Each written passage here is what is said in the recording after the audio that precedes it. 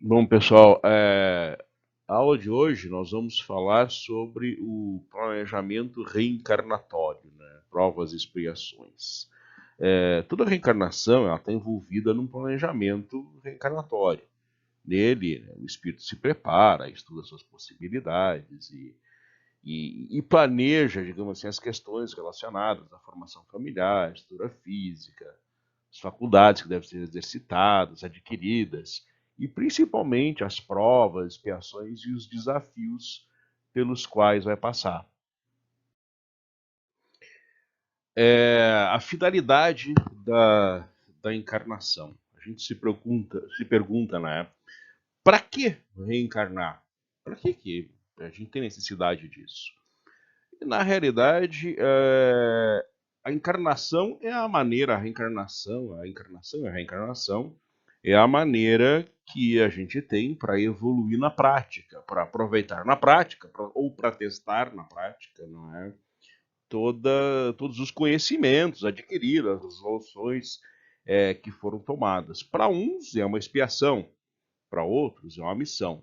E como nós fomos criados, digamos assim, simples e ignorante, mas com a possibilidade de evoluir e até de chegar à perfeição, então todos nós, para chegarmos, para nos aperfeiçoarmos, nos melhorarmos, nós vamos ter que passar por todas essas vicissitudes da existência, eh, todas as experiências de uma encarnação, né, ela nos colocar à prova para enfrentar as dificuldades da vida, os desafios e tudo mais. Nós temos que executar essas provas, temos que passar por essas provas para que possamos evoluir. A gente se pergunta, mas todos têm necessidade da encarnação, né? Sabe aqueles espíritos, todos os espíritos que desde o início seguiram o caminho do bem e tudo mais, eles têm necessidade de encarnação? Na realidade, todos nós somos criados simples e ignorantes. E nos instruímos através das lutas e atribulações da vida corporal. Então não existe essa história de todos aqueles espíritos que desde o início sempre trilharam o caminho do bem. Não é assim, até mesmo porque por ignorância nós vamos várias vezes nós vamos errar e na realidade neste errar é que nós aprendemos. Então nós começamos desde o início simples e ignorantes, nós vamos errando e vamos acertando. No início, quanto mais no início nós estamos, mais nós erramos e menos acertamos. E essa conta ela vai se equilibrando e vai ficando positiva à medida que a gente evolui.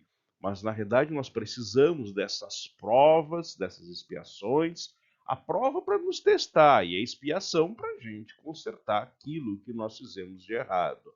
Então, a encarnação ela é necessária para que a gente possa colocar em prática realmente todas as resoluções, tudo que nós aprendemos. No início, a gente aprende muito pouco, é como um aluno lá no primário, lá nos primeiros anos, na pré-escola e tudo mais. Se aprende os conceitos básicos e se coloca em prática aqueles conceitos básicos. À medida que nós vamos evoluindo, os conceitos vão ficando maiores e mais completos também. E nós vamos tendo que botar em prática isso aí para testarmos que nós realmente aprendemos. A gente faz uma analogia disso, por exemplo, imagina um médico que se forma na universidade e ele passa a universidade inteira estudando livros, isso, aquilo, outro, mexendo com cadáver, isso, aquilo, outro, e ele nunca vai para a prática. Na primeira vez que esse médico for pegar um paciente na prática, provavelmente vai dar um problema muito grande, porque ele não tem a prática, ele precisa praticar para se aperfeiçoar. E assim nós também na vida, por isso que a gente tem as encarnações, para que possamos nos testar e colocar na prática aquilo que aprendemos. Nós chegamos no conceito de alma, não é? O que é a alma? A alma nada mais é do que o espírito encarnado. E o que era a alma. Era apenas um espírito. Então nós podemos deduzir que alma e espírito são, portanto, uma e a mesma coisa. Fazemos esta distinção, e essa distinção ela é apenas uma questão de nomenclatura. O espírito desencarnado, nós nos referimos a ele como espírito, simplesmente como espírito.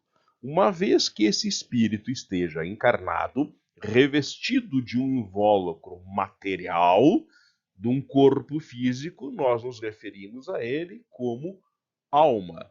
É apenas uma questão de nomenclatura para que nós possamos nos referir nos estudos, nas comunicações e tudo mais. Mas os dois é exatamente a mesma coisa. Nós estamos nos referindo quando está encarnado, para resumir, quando o espírito está encarnado, nós nos referimos a ele como alma. Quando ele está desencarnado, como espírito. É apenas uma questão de nomenclatura. Mas a gente se pergunta, e o homem é, então, alma e corpo? É só isso? Na realidade, não.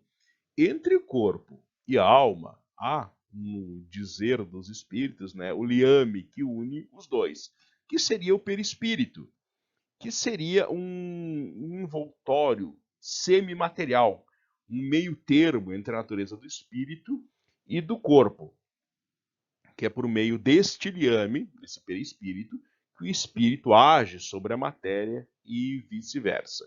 Então, o homem, na realidade, seria formado de três partes essenciais: o corpo físico, ou ser material, semelhante a todos os animais e animado pelo mesmo princípio vital; a alma, que na realidade é o espírito encarnado, do qual o corpo é a habitação. Então, esta alma é o espírito que habita esse corpo, e o perispírito, que é uma substância semimaterial que serve, digamos assim, de interface entre a alma e o corpo, entre o espírito e o corpo físico. Esse perispírito é referido pelos espíritos como semimaterial. Na realidade, nós temos que pensar que o Livro dos Espíritos foi escrito em 1800, nos anos 1800, 1853, 1852. Não se tinham os conceitos que nós temos hoje da ciência. Não existe uma substância semimaterial. Ou ela é material ou não é. Nós temos estados da matéria que são mais etéreos, menos densos, e outros mais densos. Mas é tudo material. Só que naquela época de Kardec não se tinha esse conceito. Então, por isso, os espíritos falam em semimaterial, um envoltório semimaterial. Na realidade, esse perispírito ele é material, uma matéria bem menos densa, bem mais difusa que do corpo físico. E ele faz a interface entre o corpo físico e o espírito. É através dele que o espírito, no caso a alma, que é o espírito encarnado, age sobre o corpo físico e sobre o mundo material que o cerca. Mesmo desencarnado, o espírito conserva o perispírito, porque esse perispírito faz a interface, faz a intermediação entre ele e o mundo material. É através desse espírito que ele age sobre a matéria que o cerca, e a matéria que o cerca age sobre ele. É o espírito, a alma ou o espírito pega as impressões do mundo que o cerca, as influências o impressionam, porque impressionam primeiro o perispírito e depois o espírito. Por isso que muitas vezes as pessoas dizem erroneamente que todas as doenças se originam no espiritual para depois no físico. Que todas as doenças teriam primeiro a origem espiritual. Na realidade, isto é uma confusão que as pessoas fazem. Por quê? Porque sendo o corpo fisicamente uma matéria muito mais densa e grosseira, ele sente as sensações do corpo, elas são mais grosseiras, para o corpo ter uma sensibilidade, ele precisa que o estímulo seja muito mais forte, que a sensação seja muito mais forte. Então, quando o corpo começa a desenvolver uma doença, quem primeiro sente os efeitos dessa doença, até por ser muito mais sensível, é o perispírito. E esse perispírito passa essa sensação para o espírito. Então, quando esta doença se manifesta no corpo físico, as sensações desta doença, elas são muito mais intensas, mas elas primeiro, quando elas estavam no início e eram sensações muito fracas ainda, elas não eram suficientes para impressionar ou para disparar qualquer sensação no corpo físico, mas elas já eram o suficiente para disparar as sensações no perispírito e, consequentemente, no próprio espírito. Por isso que as pessoas confundem ao dizer que a doença se origina primeiro no espírito e depois no corpo físico. Não, é que a doença ela é sentida primeiro no corpo espiritual, no perispírito, para depois no corpo físico. É como se fosse, por exemplo, comparar um som. Se é um som de uma vibração muito baixa, um som numa altura muito baixa, ele não impressiona ao nosso ouvido. Nós não conseguimos escutar o som. Nós provavelmente vamos escutar no ambiente em completo silêncio.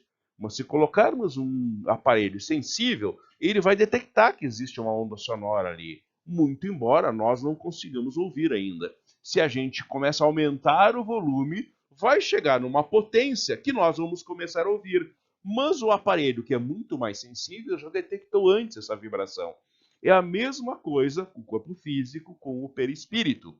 As sensações, quando estão ainda no início, elas não têm intensidade suficiente para impressionar o corpo físico, porém têm intensidade suficiente para impressionar o perispírito e, consequentemente, transmitir para o espírito esta sensação. E chegamos a um questionamento que todos nós deveríamos nos fazer e que provavelmente desperta bastante curiosidade, que seria o corpo, um corpo físico, ele pode existir sem alma? E aqui nós estamos falando de um corpo, não de um corpo qualquer, mas um corpo animado por vida orgânica. Que claro que um corpo físico ele pode existir sem alma. Um cadáver é um corpo físico, só que não tem mais vida orgânica. Então, obviamente, não tem uma alma ali. Isso é óbvio, não é? Mas nós nos perguntamos se um corpo vivo ele pode existir sem alma? Sim, é claro que pode. Apesar de que, quando o corpo deixa de viver, se existe uma alma ali, a alma vai abandoná-lo.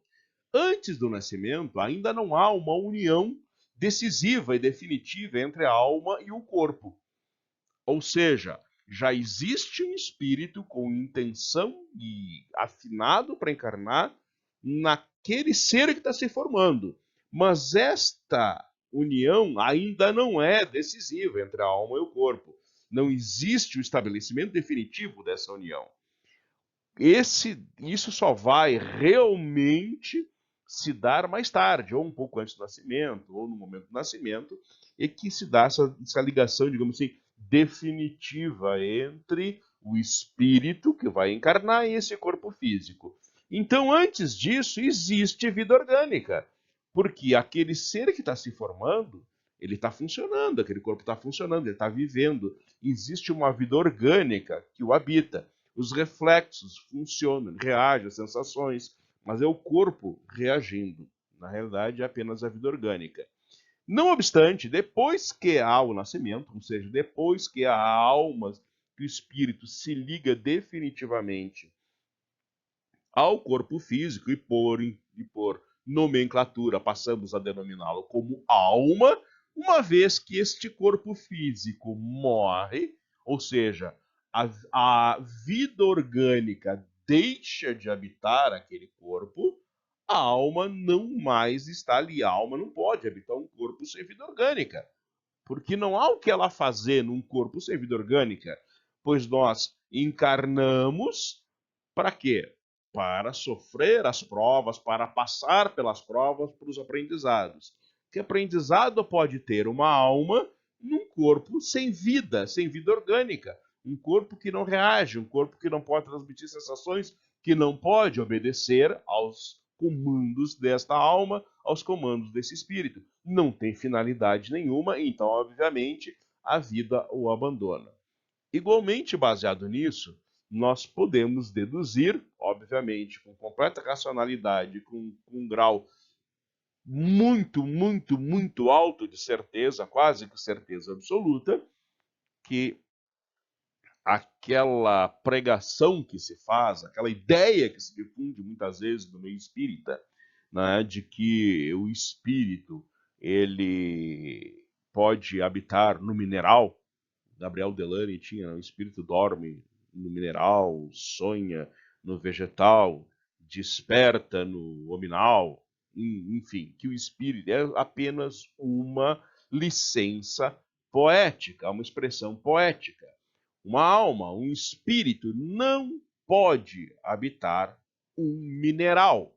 Por quê? Tem gente dentro do movimento espírita, não, mas acontece que nós temos espíritos que no início de sua existência para aprender como tratar aquelas formas, aprender as formas. Gente, isso não tem o mínimo sentido e a mínima racionalidade, porque um mineral é uma coisa inerte. Ele só não é completamente inerte porque existe o decaimento atômico. Apenas isso. Mas ele é completamente inerte.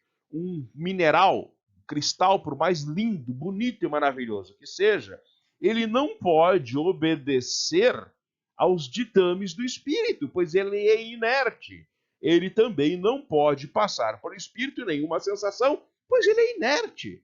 Ele é uma pedra, um cristal é uma pedra. Bonitinha, translúcida, mas é uma pedra. Não tem como uma pedra obedecer aos comandos do espírito, a não ser quando o espírito está encarnado, pega a pedra na mão do corpo físico e atira em alguém, a única maneira. Mas ele habitar uma pedra não faz sentido.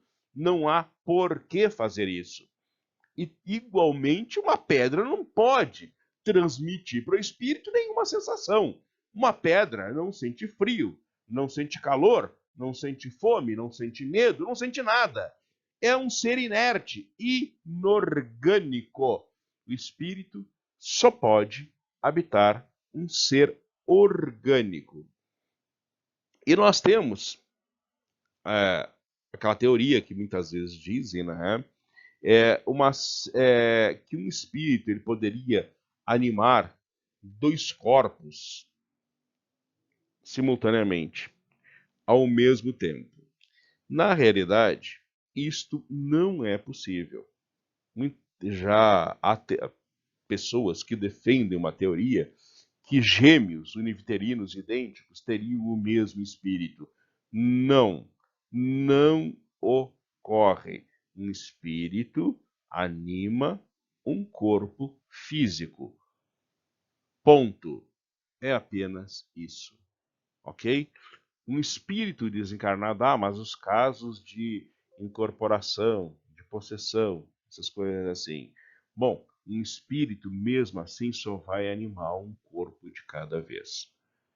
Um espírito não vai encarnar em dois corpos ao mesmo tempo. Isso não vai acontecer. Isso simplesmente não ocorre, ok?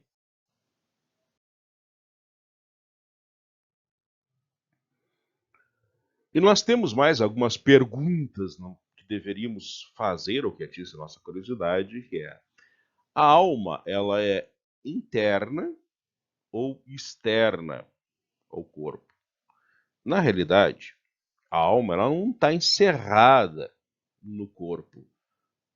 O corpo não é um container da alma. Não é tipo uma gaiola que tem um passarinho dentro. A alma seria o passarinho e a gaiola seria o corpo. Na verdade, a alma ela irradia e se manifesta na volta. É como uma luz. Nós temos, por exemplo, um globo, um abajur, um globo de luz assim, mas a luz não fica só ali dentro, ela se espalha. É como o som também, que se espalha ao redor do centro sonoro. É por isso que a gente pode dizer que a alma que ela é exterior e não exterior, mas não é como um envoltório do corpo. A alma, ela tem dois envoltórios. Um, que é sutil e leve, que a gente chama perispírito, e outro que é um grosseiro, material e bem mais pesado e denso, que é o corpo. A alma, na realidade, ela é o centro destes envoltórios. Mas, na realidade, ela não é o centro, não é que ela fique aprisionada no centro. Ela irradia através desses envoltórios, sendo que o seu núcleo seria, digamos assim, o centro. Na realidade, como a alma é o espírito é o princípio inteligente, nós usamos essa analogia apenas para fins de nos aproximarmos da compreensão. Como são coisas, conceitos físicos que nós não compreendemos ainda, a explicação mais próxima que nós temos é mais ou menos essa. Ela é interna e externa ao mesmo tempo. É por isso que a gente diz que na realidade ela fica no centro, desse conjunto de perispírito e o corpo físico. E se pergunta, a alma da criança ela vai se completando a cada ciclo? Tem aquela ideia de que os primeiros 7 anos a criança vai se formando e a alma se completa após os 7 anos. Não, a alma já está completa, porque ela é o espírito. O espírito, ele é o que é, ele é o resultado das suas experiências acumuladas e tudo mais. Então, o espírito está pronto. O que acontece é que quando ele encarna, tem o que a gente chama o véu do esquecimento, e esta alma, como espírito encarnado, esta alma ela não tem a recordação exata das suas existências anteriores. Isso está nos seus instintos, na sua consciência. Ao mesmo tempo, ela ainda não tem a consciência e o domínio completo do mundo na qual ela encarnou e do corpo que ela assumiu. Nós estamos falando genericamente. Tem crianças que, desde tenra idade, têm um domínio absoluto dos sentidos, do corpo, do ambiente e tudo mais. Vide Mozart, que aos 5 anos compunha uma sinfonia. Mas são pontos fora da curva, são casos excepcionais, são casos raros. Via de regra, geralmente, esse período entre 5, 9, 10 anos é o que leva para que esta alma consiga tomar consciência e consiga dominar completamente esse corpo. Digamos que até então, como o corpo ainda tem as suas estruturas básicas ainda em formação, também a alma está pegando aos poucos, digamos assim, pé da situação. Aos poucos, esta alma está dominando aquelas estruturas que estão em formação. O cérebro, por exemplo, ainda está se formando. Os conceitos de julgamento, sensação de perigo, causa e consequência não são claros na criança. A gente costuma dizer, às vezes, que as crianças são cruéis, por exemplo. Por quê? Porque o cérebro ainda não tem formado aquelas estruturas que lhe dão a possibilidade de entender empatia, causa e consequência, emoções. E, obviamente, a alma, como essas estruturas ainda não estão plenamente formadas e funcionais, também não pode interagir com o mundo ao redor com uma estrutura deficiente. Se convencionou 7 anos, porque 7 é um número meio cabalístico. Mas na realidade não é mais ou menos entre 5 e 9 anos de idade, que é onde as estruturas vão se formando. Algumas estruturas decisórias do cérebro, nós sabemos hoje, que só vão estar maduras o suficiente até os 19, 20 anos de idade. Por isso que os adolescentes são tão inconsequentes e acham que são indestrutíveis. É porque as estruturas que avaliam o perigo e as consequências do perigo não estão ainda 100% formadas. Então a alma é mais ou menos como um motorista de um carro. Vamos imaginar que eu tenho um carro e o velocímetro está quebrado. Ele funciona, mas ele marca menos do que deveria marcar. Eu estou a 80, ele está marcando 40 km por hora. Então, o motorista, na realidade, ele não vai conseguir controlar muito bem o carro.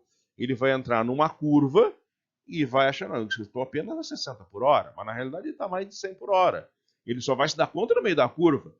E aí vai ter que tomar alguma atitude ou vai haver um acidente. Mas por que que ele fez isso? Imperícia? Não. Ele simplesmente teve uma informação errada. Isso em avião, por exemplo. Às vezes o piloto tem uma informação errada, acaba acontecendo inclusive um acidente. É a mesma coisa com o corpo. Os instrumentos que dão o feedback para o espírito ainda não estão 100% formados. Então é por isso que se confunde, que diz que a alma da criança só vai se formar aos 7 anos de idade. Não, não é isso. As estruturas físicas do corpo, a maioria delas, só vai estar maduras o suficientes, mais ou menos por esse tempo. E então elas podem servir de instrumento para que essa alma possa tomar decisões e interagir com o meio ambiente baseado nas informações e decisões que tomou, baseado nesse feedback do corpo. E hoje, pela ciência, pela neurociência, nós sabemos que, na verdade, esse período é muito maior. Nós sabemos que lá tem pessoas que, aos 21 anos de idade, as estruturas que fazem o julgamento de causa, consequência, fazem a avaliação de riscos e perigos, não estão formadas ainda, não estão plenamente funcionais. Só vão ser funcionais a partir dessa idade. Então nós podemos dizer que, na realidade, esta alma só vai estar com os instrumentos completos para pegar as informações só a partir dos 21 anos de idade. Por isso é que se confunde que a alma da criança vai se completar a cada ciclo. Não, são os órgãos do corpo que vão ficando mais refinados e vão tendo as suas funcionalidades mais completas e a alma é capaz então de usá-los.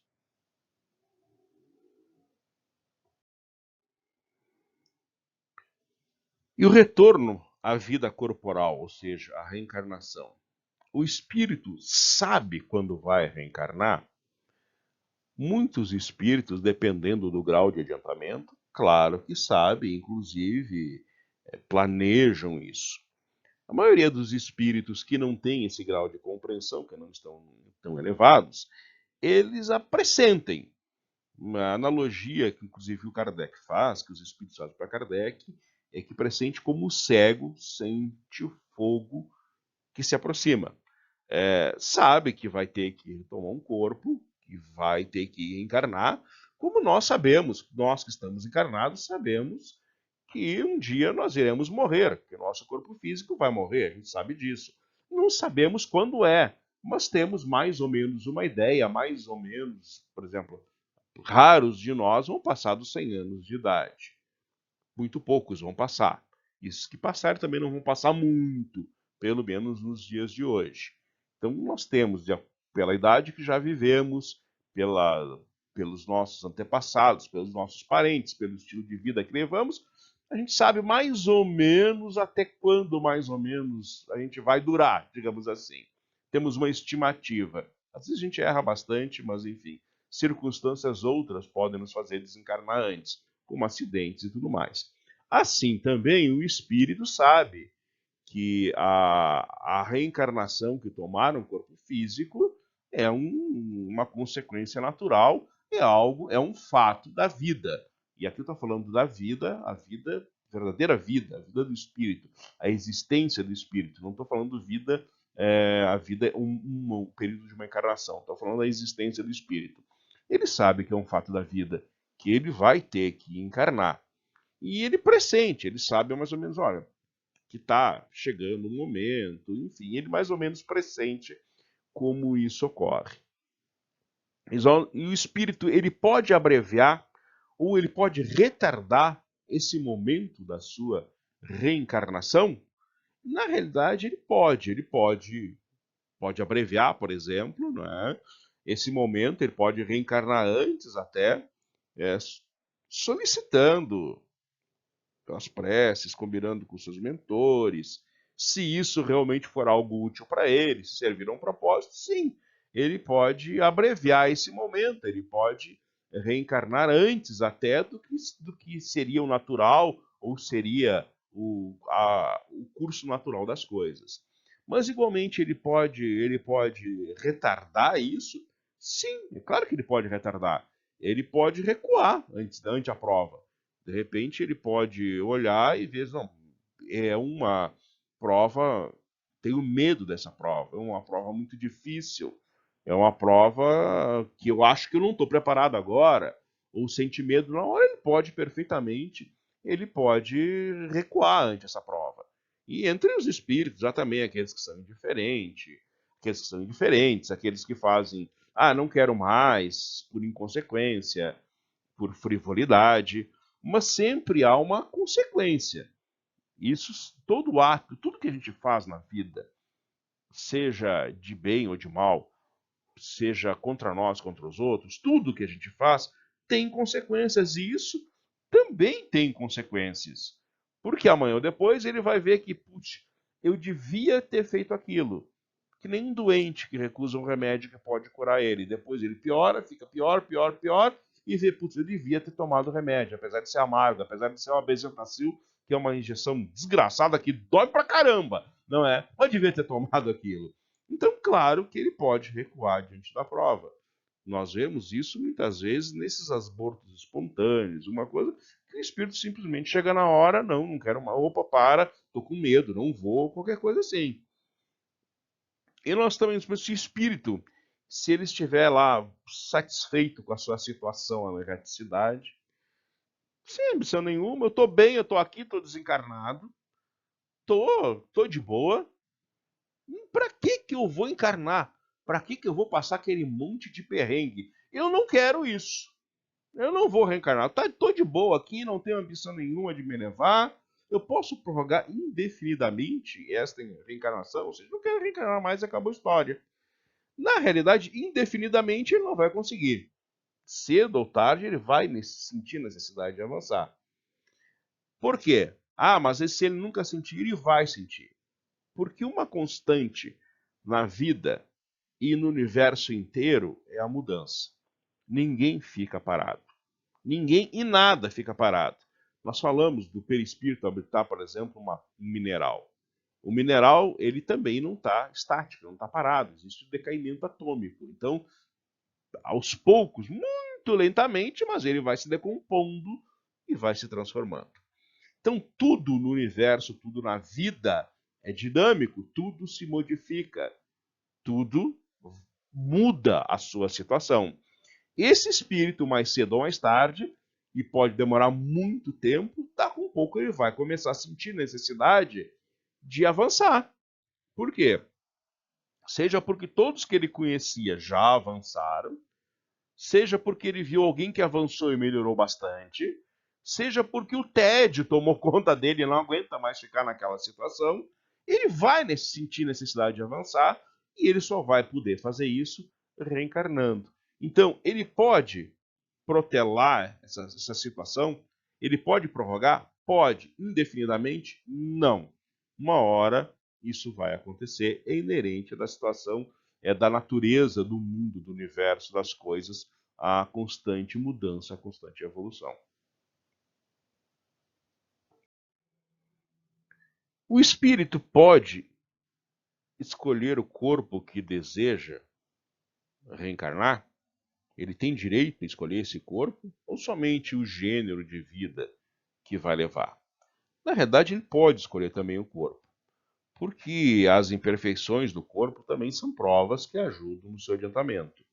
Mas essa escolha está condicionada ao livre-arbítrio. E o livre-arbítrio, ele é tanto maior quanto maior for o esclarecimento do espírito.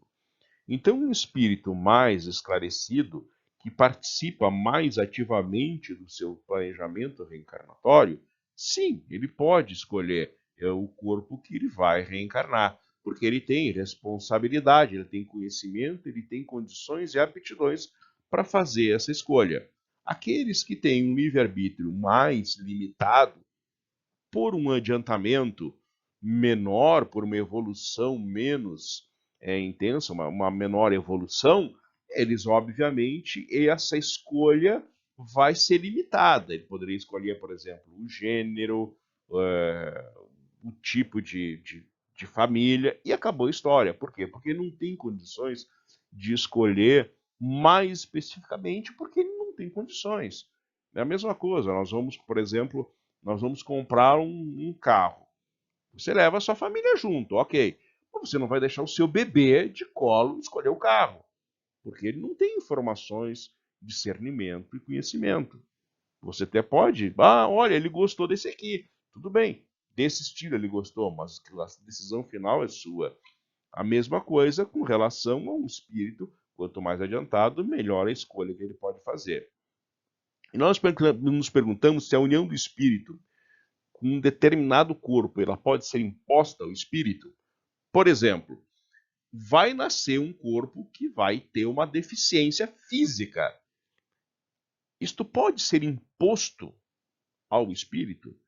Na realidade, a palavra ser imposta é uma palavra forte, mas que seria uma analogia bem próxima do que seria a verdade. Por falta de uma palavra melhor, nós podemos dizer que sim, ela pode ser imposta ao espírito. Por quê? Porque o espírito pode necessitar muito daquela prova, daquele tipo de prova, para se aperfeiçoar, para aprender um certo aspecto.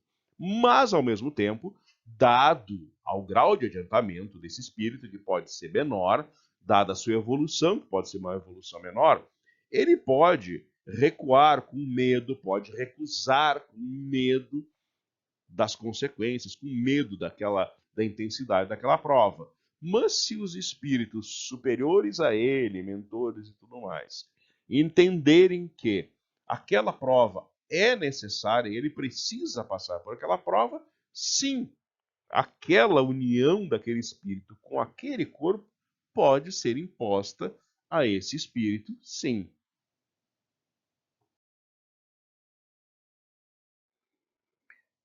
Em que momento a alma se une ao corpo?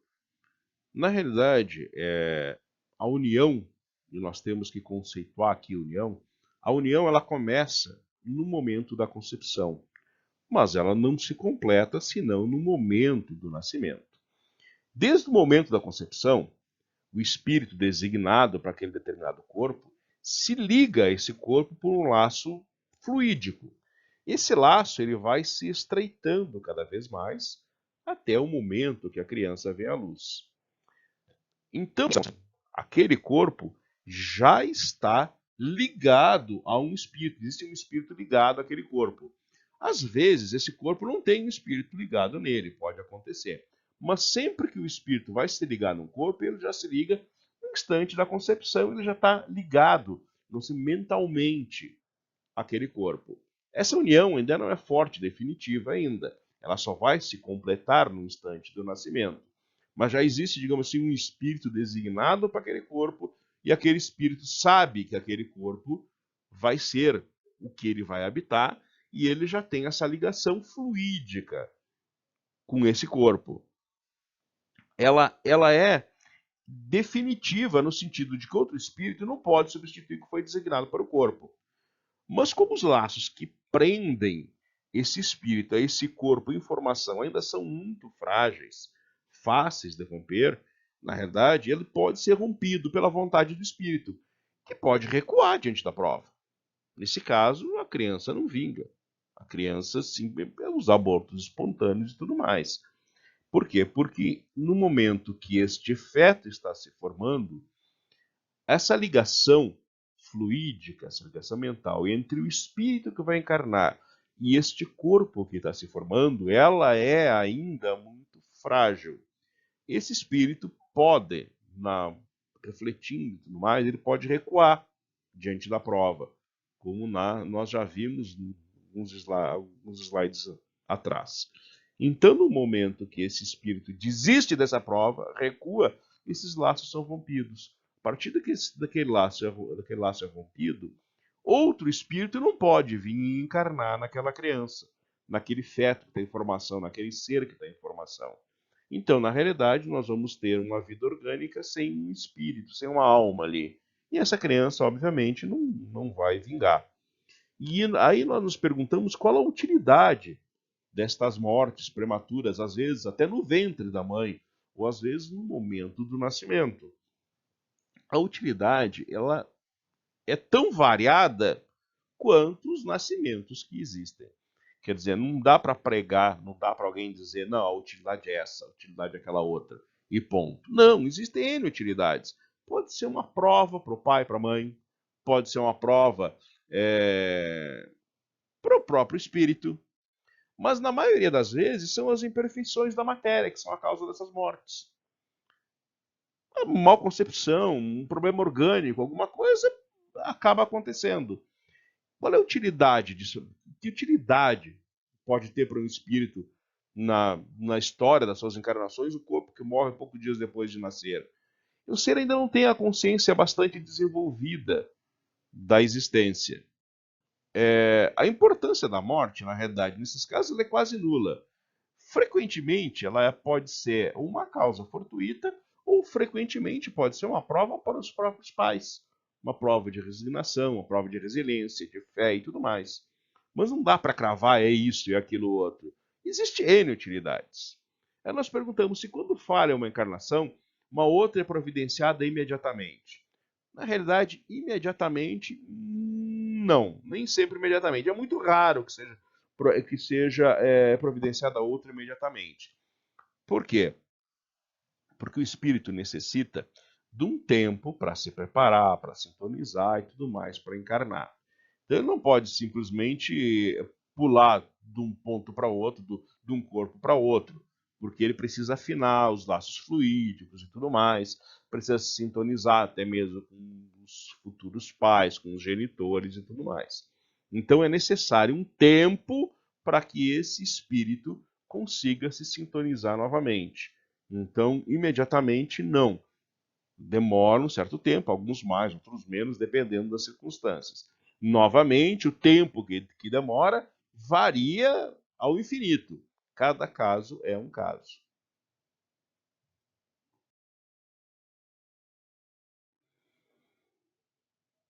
Quando nasce o espírito, ele recobra imediatamente todas as suas faculdades?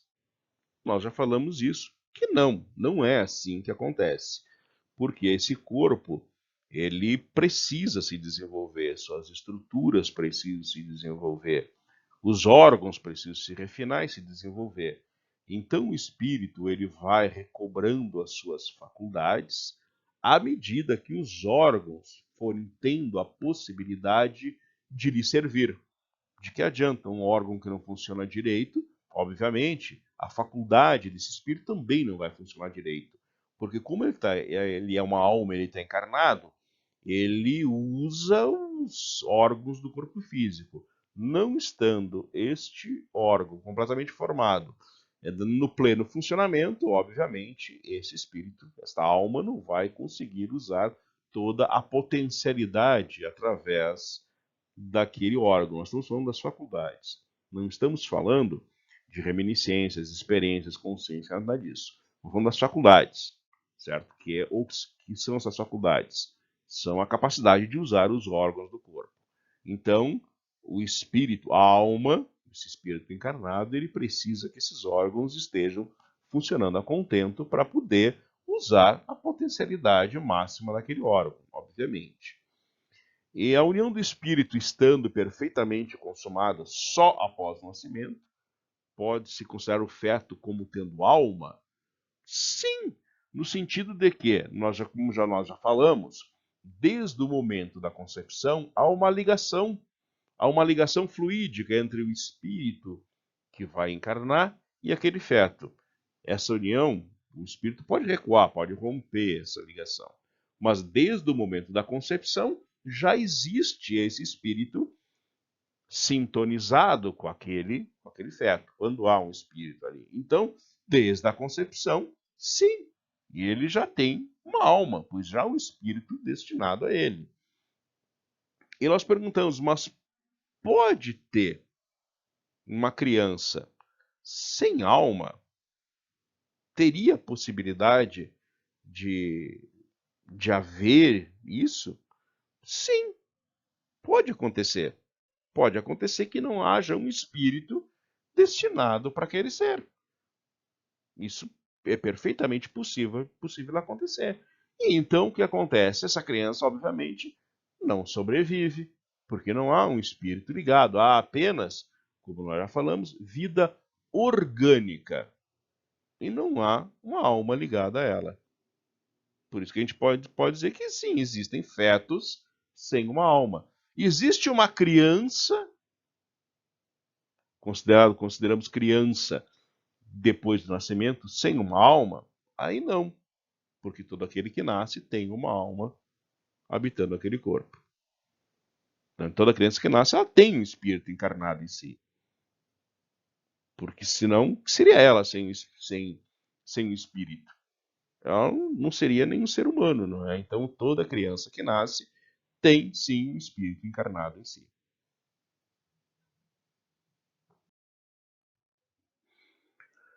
Provas e expiações. Então, uma expiação. O que é uma expiação? Expiação é como uma purga, não é? É um mecanismo pela qual o espírito ele se ajusta e resolve os seus problemas e deficiências. E por que expiação? Ela é necessária para que o espírito tenha a exata dimensão dos males ou dos prejuízos que causou. É necessária essa expiação para que esse espírito tome conhecimento das consequências dos seus atos. E qual é a utilidade dela?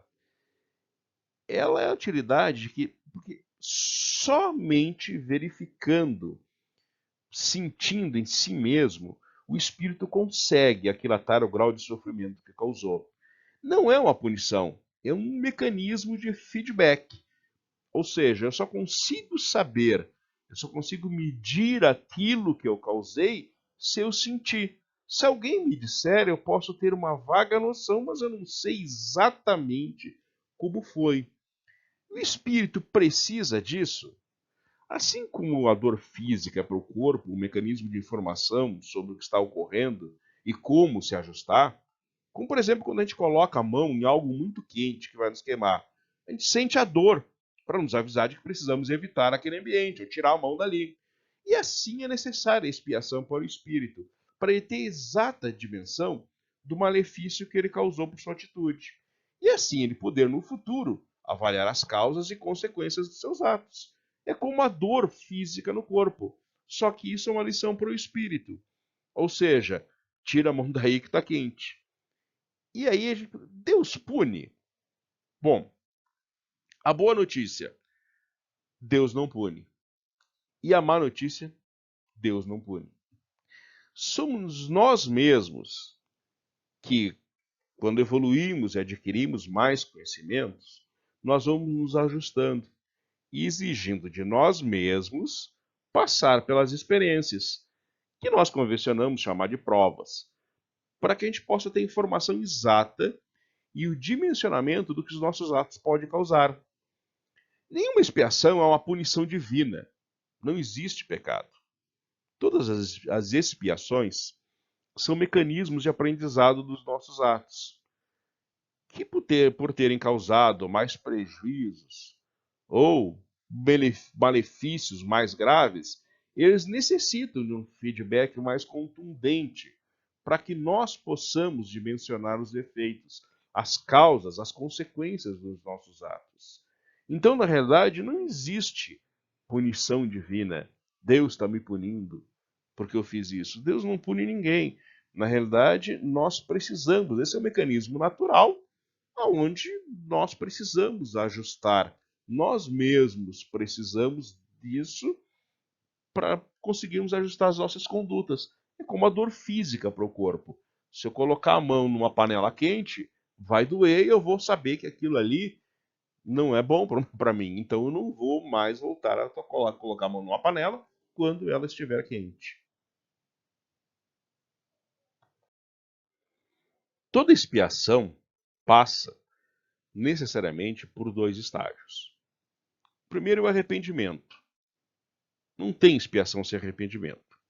Não teria mínima utilidade uma expiação sem arrependimento. Uma expiação sem arrependimento seria apenas sofrimento e seria totalmente inútil. O arrependimento é, por assim dizer, a conscientização da situação. É algo como perceber o erro que nós cometemos, tomar ciência do que causamos um prejuízo ou um malefício grande a alguém. E a expiação propriamente dita é quando verdadeiramente compreendemos as consequências.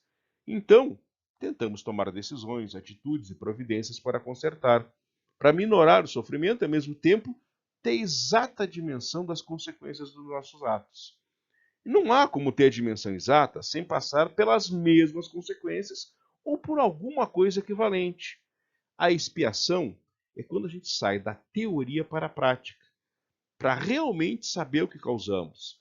E só fazemos isso quando sentimos o que causou, quando nós nos arrependemos. Então não existe expiação sem arrependimento. Ele é extremamente necessário, é uma parte importante da expiação. Bom, após o arrependimento e a expiação, vem uma parte muito importante, que é o complemento do que nós aprendemos, que é nada mais nada menos do que a reparação. Por quê? Porque após o arrependimento, a expiação, nós já sabemos o que causamos. Nós já temos como medir, né, e avaliar as consequências e prever os prováveis desdobramentos dos nossos atos. E é então que, impelidos pela consciência, e já sabendo exatamente como é o sofrimento causado, até porque pela expiação nós experimentamos esse sofrimento, então temos a noção exata de como é, partimos para tomar as atitudes para tentar consertar o mal, ou pelo menos para diminuir os efeitos nefastos, né, dos mesmos, que é quando partimos para a reparação, que seria auxiliar as vítimas dos nossos atos a superar as dificuldades que causamos. Muitas vezes isso não é mais possível, seja porque as nossas vítimas já superaram isso e estão bem mais adiante no caminho, bem mais adiante do que nós, inclusive, seja porque já perdoaram e isso não faz mais efeito nelas, ou seja, não faz mais sentido para elas.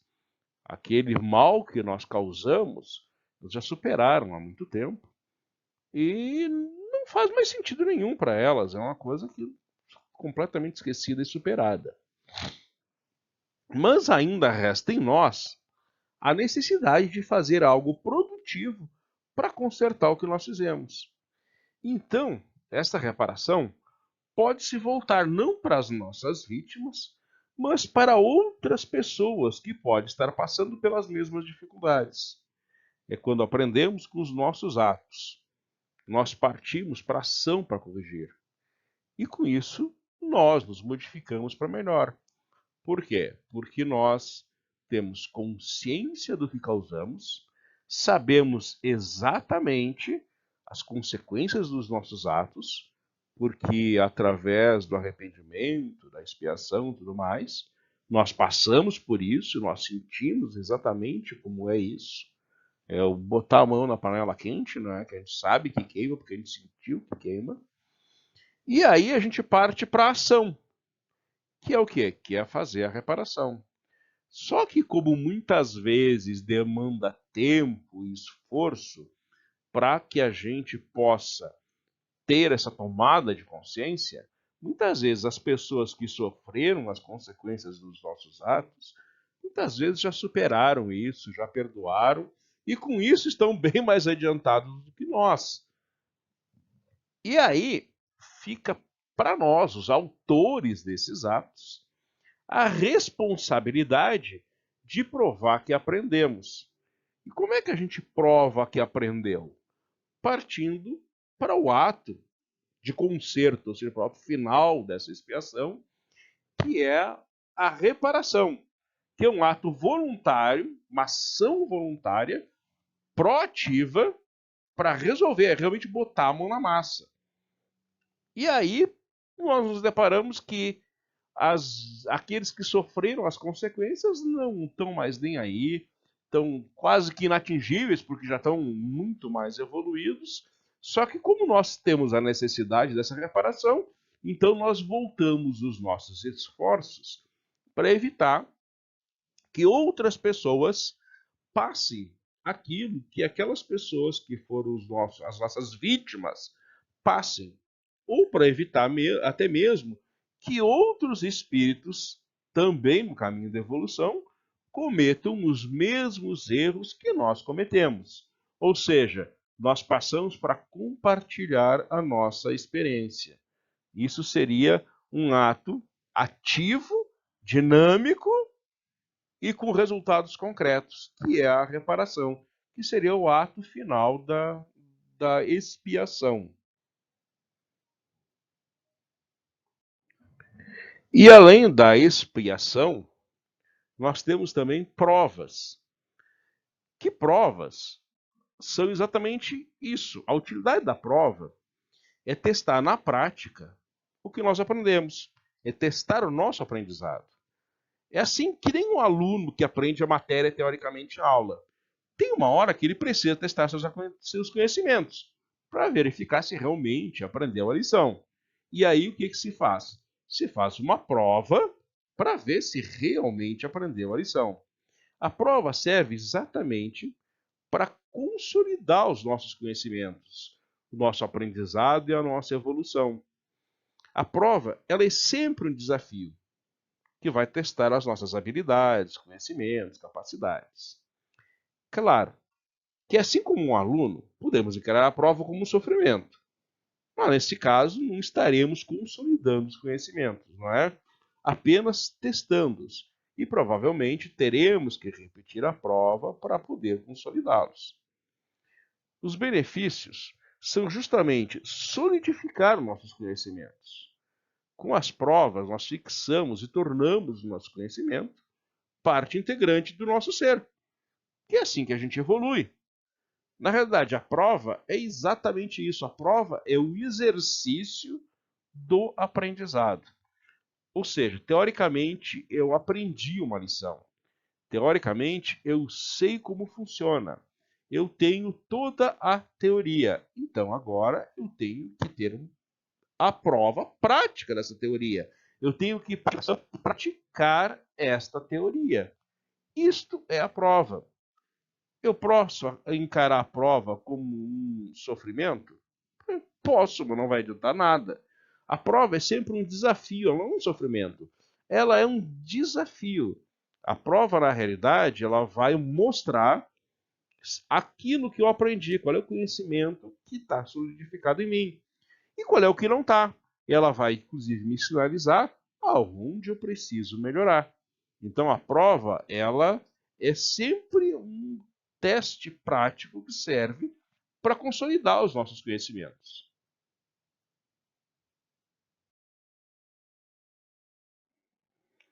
E nós podemos sempre escolher ou até influenciar na escolha das provas que iremos passar, dependendo sempre do nosso grau de adiantamento, pois somos mais livres para escolher, tanto quanto somos mais evoluídos intelectual e moralmente.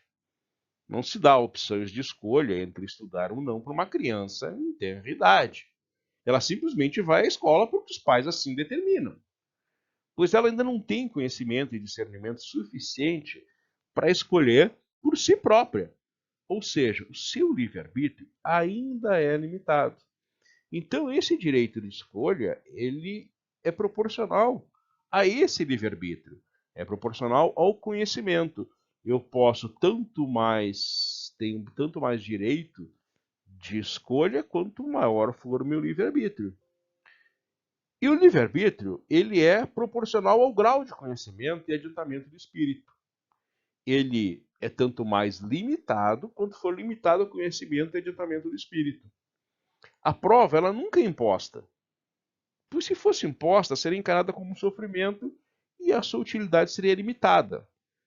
Mas um espírito menos adiantado ou com conhecimentos mais limitados tem, naturalmente, um livre-arbítrio mais limitado. Então, as provas elas são colocadas no seu planejamento por espíritos mentores.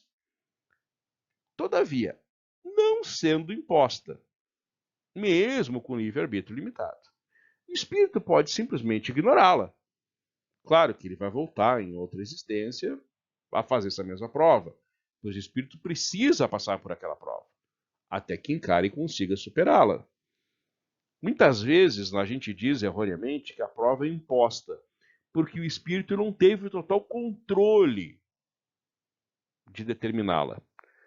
Mas isto é um erro, pois sempre há para esse espírito a possibilidade de não cumprir.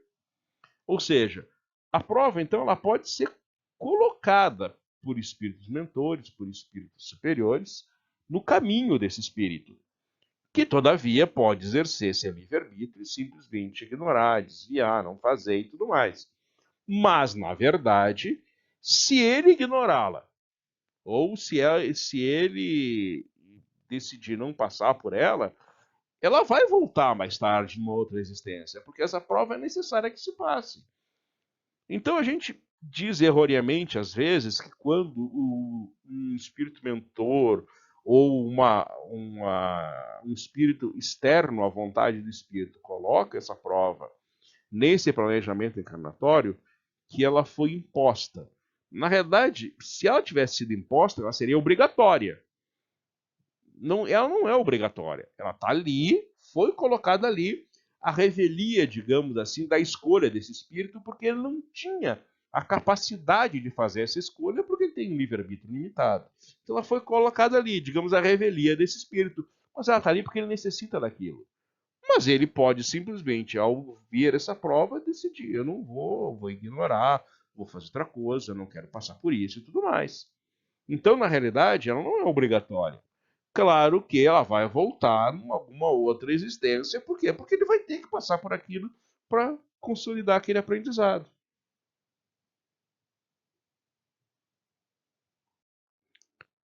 E no fundo, tudo isso, na realidade, nos leva ao que a gente sempre prega, que é o quê? Que é a reforma íntima.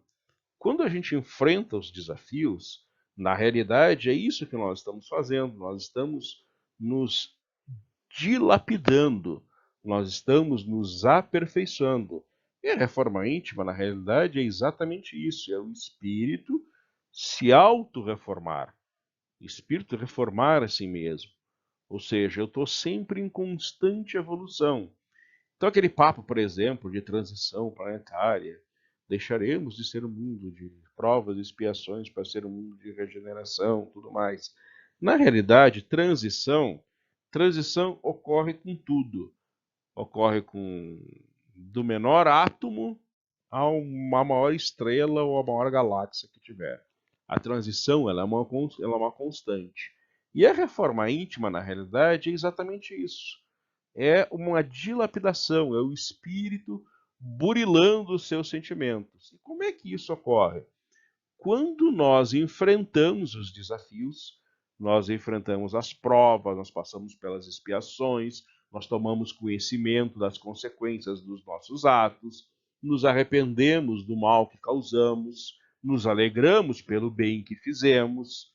Tudo isso vai se somando e vai fazendo com que eu tenha a tendência de exterminar de mim, tirar do meu arcabouço de características aquelas qualidades, aquelas características que eu considero que não são legais, não são boas, que causaram más consequências para mim ou para outras pessoas.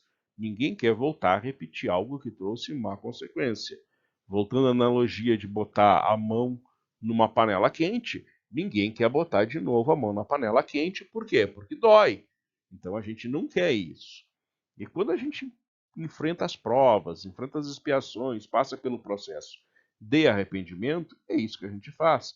Nós vamos identificando em nós aqueles atos, aquelas características que levaram a consequências não tão legais e procuramos evitar, procuramos tirar isso do nosso arcabouço de características. Em compensação, aquelas que trouxeram boas consequências para nós e para os outros, nós entendemos que aquelas são características boas e desejáveis e reforçamos aquilo. Então, a reforma íntima é isso. Primeiro de tudo, nós começarmos a ter responsabilidade pelos nossos atos. Porque uma das coisas que nós, seres humanos, somos bons, somos muito bons mesmo, é em jogar a culpa para os outros. A responsabilidade nunca é minha.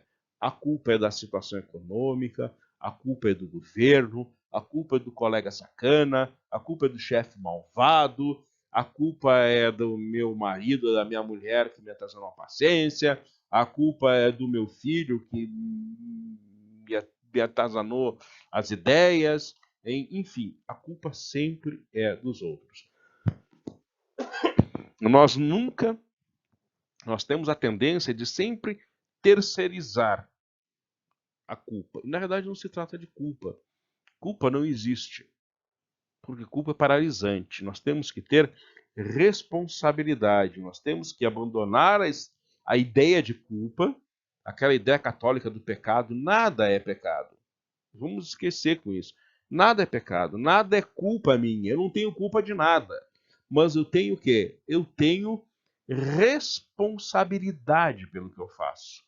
Então, se eu tomo uma decisão, se eu faço alguma coisa que traz consequências nefastas, consequências ruins para mim, outra pessoa, ou qualquer outra pessoa ou situação, eu não tenho culpa disso, eu tenho responsabilidade sobre isso. A mesma coisa se eu tomo uma atitude que traz boas consequências para mim ou para outras pessoas, eu tenho responsabilidade com aquilo. E o que acontece? O que acontece é que culpa e responsabilidade, elas têm consequências bastante diferentes. E, inclusive, influenciam de maneira decisiva na maneira como nós evoluímos. A culpa me traz um sentimento de autopiedade, de comiseração, eu sou culpado, autoflagelo e tudo mais, e ela é paralisante. Eu sinto culpa, é como uma criança que fica intocada num canto chorando porque quebrou o vaso preferido da mamãe. Então a culpa ela é paralisante. A culpa ela não me ajuda, e ela não ajuda as pessoas que foram vítimas e sofreram as consequências dos meus atos. A culpa ela não ajuda ninguém. Só ajuda quem vem de solução para a culpa. Se nós pensarmos que a igreja vendia as indulgências, vendia o perdão no confessionário em troca do cara construir uma capela, fazer uma doação, a culpa vende o perdão de Deus para as igrejas, o cara vai lá, paga o dízimo, isso, aquilo, outro, e está comprando o perdão de Deus. Então, na realidade, eu estou terceirizando a responsabilidade, não estou assumindo responsabilidade e estou beneficiando outras pessoas que não têm nada a ver, outras pessoas estão tirando vantagem de mim por causa da minha culpa. E eu não estou auxiliando em nada as pessoas que sofreram as consequências dos meus atos. Eu não estou consertando o mal que eu fiz. Em compensação, se eu abandono a culpa e passo a encarar isso não como culpa, não como pecado, mas como responsabilidade, a consequência é outra. Quando eu assumo responsabilidade do que eu faço, eu encaro as consequências dos meus atos. E ao encarar as consequências dos meus atos, eu tenho uma atitude proativa. Eu vou o que eu vou fazer para consertar o problema que eu causei. Como eu vou agir, o que eu vou fazer para resolver o problema que eu causei. Perceba que a culpa ela é paralisante. E ela terceiriza para alguém a solução do problema, que esse alguém não vai solucionar, porque a responsabilidade é minha. A responsabilidade chama para si o ato. A responsabilidade é ativa.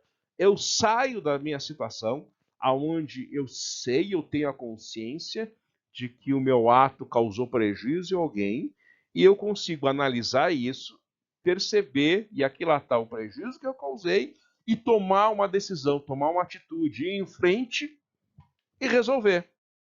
Então, culpa e responsabilidade, aparentemente elas poderiam ser a mesma coisa, mas não é. São diametralmente opostas. São bem diferentes, inclusive nas consequências, inclusive em como eu ajo depois. A culpa me paralisa e a responsabilidade me faz agir. Então, entre culpa e responsabilidade, o melhor é a responsabilidade, tanto para mim quanto para as pessoas que sofreram as consequências dos meus atos.